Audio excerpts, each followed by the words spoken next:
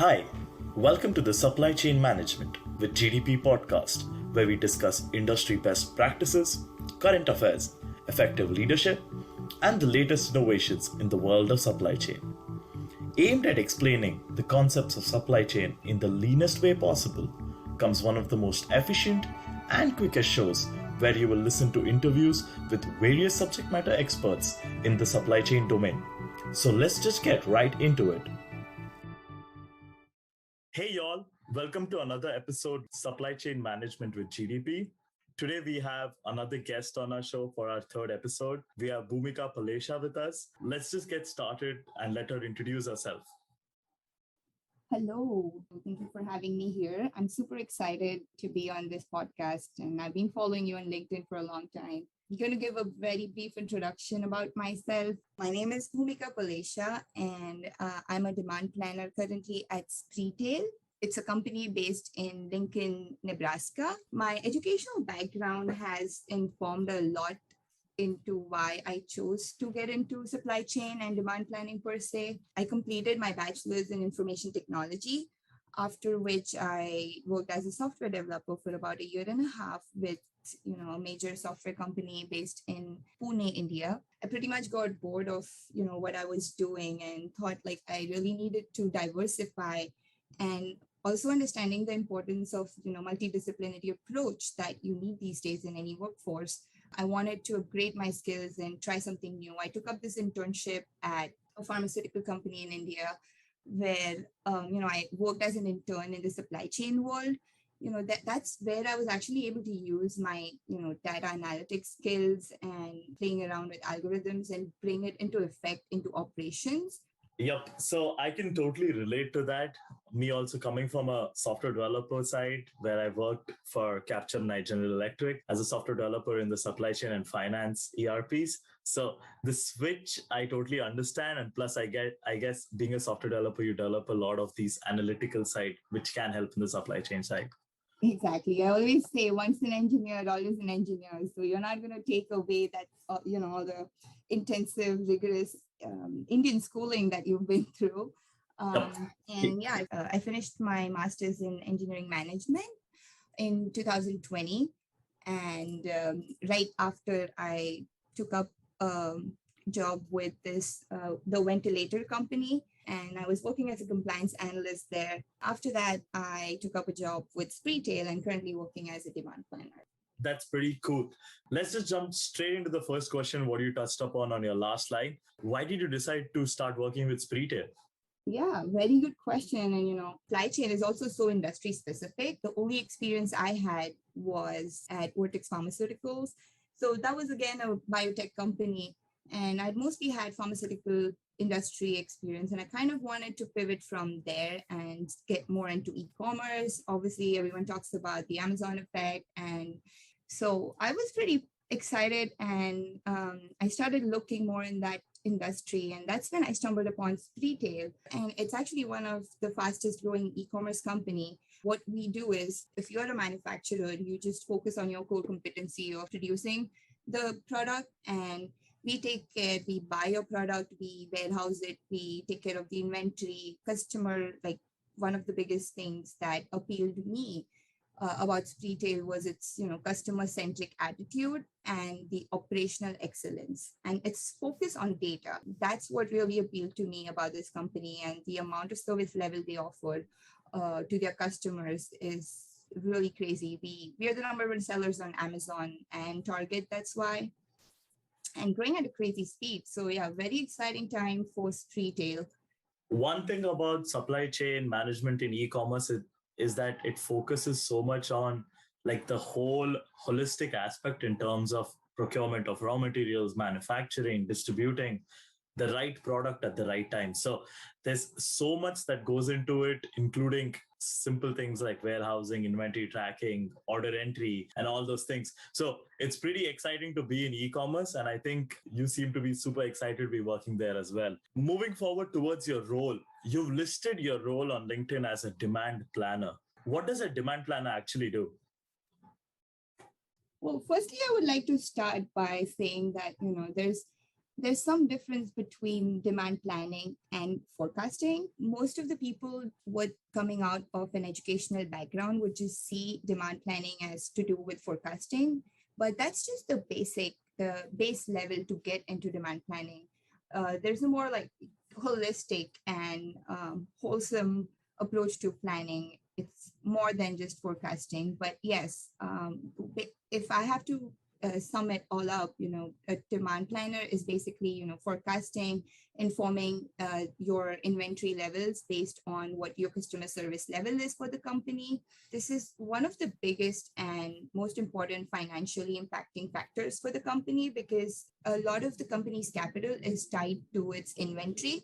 And if you, as a demand planner, can do a good job in understanding the true demand of the customer, you're basically optimizing the inventory and keeping the money that's tied in with that inventory at an optimal level. As you can see, it's not just technical skills, it's a lot of long-term planning, having the vision to make and drive strategic business decisions, and also setting goals for the future. Demand planners also have to do a lot of scenario planning where they have to, identify uncertainty and discuss all the possible scenarios you can work with.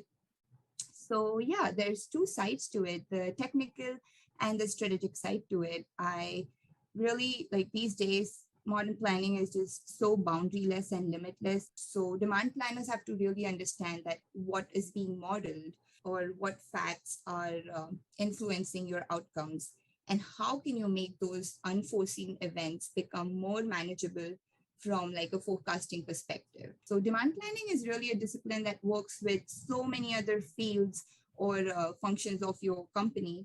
And it's kind of like a cross collaboration and trying to get a sense of what the company is trying to do, how are the goals, how are the financial goals of the company, and then building a plan for it, because that's what the company is going to follow. And if the outcomes don't match, you're going to be the person who is going to be accountable. That was a really good high level explanation of how it works. But you did mention at one point that the whole factors on which demand planning works is boundaryless. So if it's boundaryless, how would you define what are the key essential factors you take while making a forecast? How you decide is like really important to understand what data you're working with, how accurate that data is, and what you input. How can you make tweaks? The most common technique that demand planners use to mitigate that risk of or be more confident in your data is like by making tweaks before the data enters the model. There's a lot of smoothing functions you could do. There's pruning. Then just sometimes taking a simple average works so much better, because last year was as a whole, you consider that as an outlier or an anomaly, and then you have to kind of build out around, but you cannot completely eliminate it. You also have to keep the anomaly or the outlier in consideration with what you're planning, because that's going to impact your current situation. So look back twice as far as you look forward. So I have this one last question for you. Since you're someone who comes with a plethora of experiences working in different countries and different continents, how is the work culture in India different from US, specifically to the supply chain domain? Yeah, that's a very good question. Whatever little experience I've had in the supply chain industry specific to domain, I can speak to it. I personally think that supply chain is still a very burgeoning topic in India, but it's gaining traction in the last few years. In terms of like there actually being specific departments in the company that, have demand planners and logistics and procurement and all those different factors.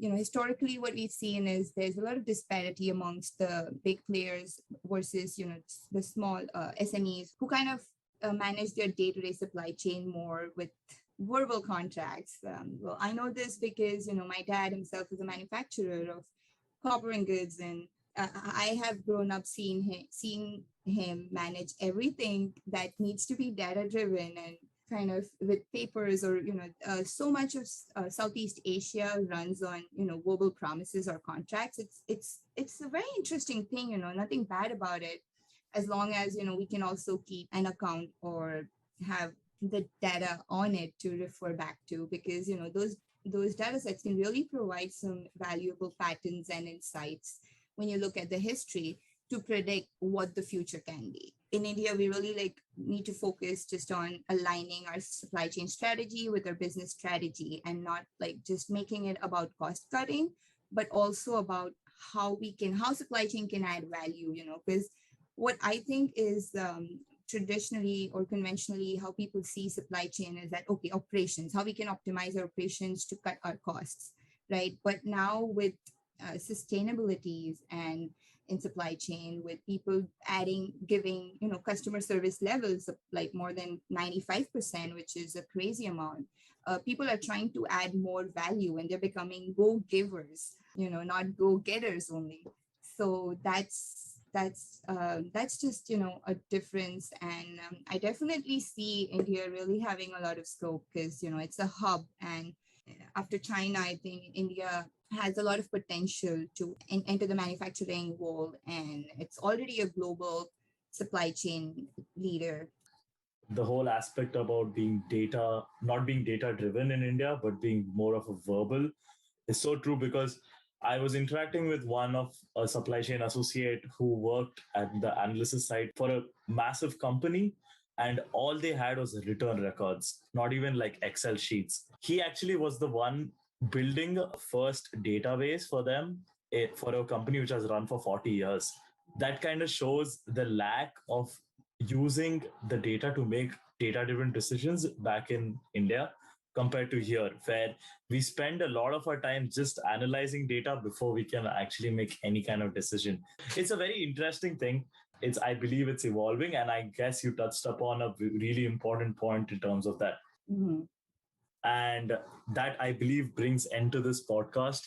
Thank you so much, Bhumika, for joining us today. We really appreciate you talking with us, giving more insight into understanding what is the actual difference, simple difference between a demand planner and a forecasting planner is, and so many other things touching on different topics. I believe the viewers will find immense value in whatever you've said today. We will be back with another episode next week. Stay tuned. Till then, good night and take care.